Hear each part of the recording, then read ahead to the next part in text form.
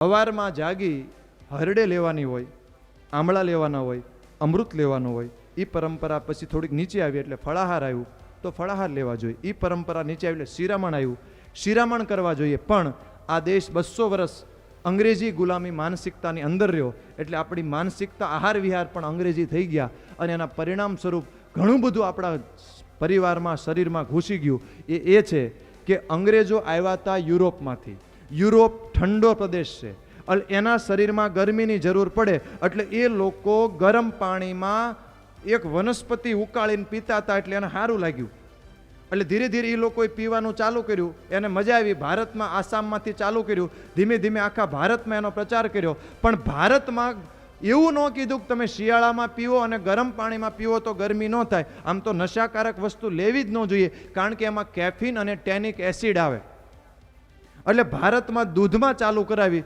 દૂધમાં 6 કલાકની અંદર દહીં, છાશ, ડુંગળી, લસણ, અથાણા, મૂળા, તિખારી આવી બધી જ વસ્તુ લઈએ તો વિરુદ્ધ આહાર થાય. અને વિરુદ્ધ આહાર વિષ ઉપમમ એટલે ઝેર સમાન છે. હવે શરીરમાં ઝેર નાખી સવારે નૈણા કોઠે જાગીને તો રગે રગમાં ઝેર ચડી જાય. સવારમાં ચૈત્ર મહિનામાં લીમડાનો મોર લેવો જોઈએ, શિયાળામાં ચવનપ્રાશ લેવો જોઈએ, બાળકો નાના હોય તો સુવર્ણપ્રાશન આપવું જોઈએ, પિત્તની પ્રકૃતિ હોય તો ઘીમાં તળેલી હરડે લેવી જોઈએ અથવા ત્રિફળા લેવું જોઈએ. એવું રસાયણ લેવું જોઈએ, ઝેર ન લેવું જોઈએ, જેનાથી આપણું આયુષ્ય સારું રહે.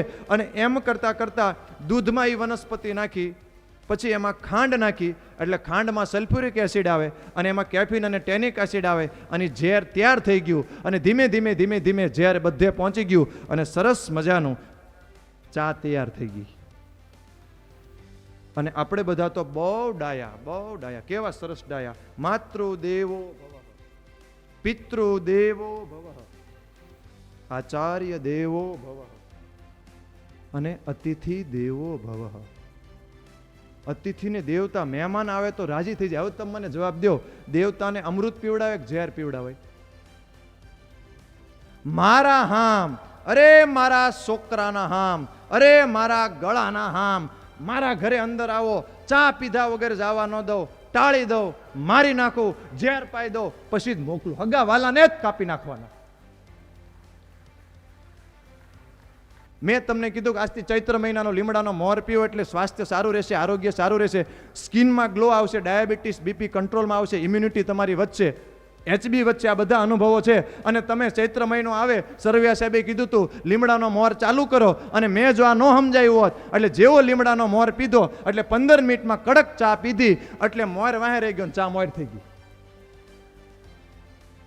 સાહેબ આવ્યા હતા, મોટી મોટી કથામાં ફાંકા મારતા હતા, આયુર્વેદથી આમ થાય ને આયુર્વેદથી આમ થાય. કાંઈ થાય નહીં. એટલે તમે તરત પ્રશ્ન કરશો કે સાહેબ આ આટલી બધી ખતરનાક છે? હા, સત્ય ખતરનાક.